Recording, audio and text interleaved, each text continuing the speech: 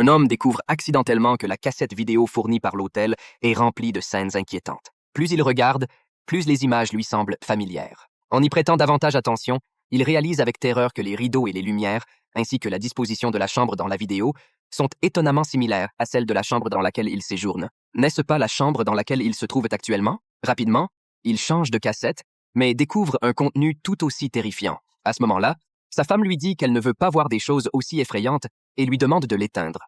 Mais Jack ignore sa demande, car il vient de remarquer quelque chose d'encore plus terrifiant. Les rideaux dans la vidéo sont identiques à ceux de leur chambre, et même le conduit de ventilation est à l'emplacement exact. Il commence à suspecter que l'endroit filmé dans la vidéo n'est autre que la chambre qu'ils occupent.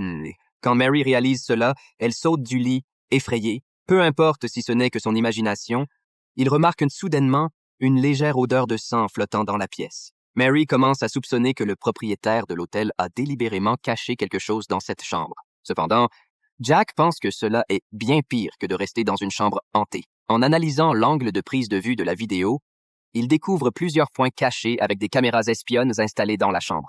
Il semble que chaque client ayant séjourné dans cette chambre ait été victime, et le tueur enregistre tout le processus pour en faire des cassettes afin de terroriser les futurs occupants. Alors que le couple est englouti par la peur, la situation empire. D'abord, le téléphone sonne soudainement, un bruit strident qui déchire le silence. Mais lorsqu'ils répondent, il n'y a personne à l'autre bout. Ensuite, des coups précipités frappent à la porte. Lorsqu'ils l'ouvrent, il n'y a personne. Quelques instants plus tard, des coups résonnent à une autre porte de la chambre. Prenant son courage à deux mains, Jack ouvre, mais découvre une autre porte qui relie leur chambre à celle voisine. Supposant qu'il s'agissait d'une blague de voisin, Jack hésite, jusqu'à ce que les coups se fassent de plus en plus violents, comme si quelqu'un voulait la détruire. Mary, terrifiée, ferme précipitamment la porte avec un bruit sourd, mais la personne de l'autre côté refuse d'arrêter.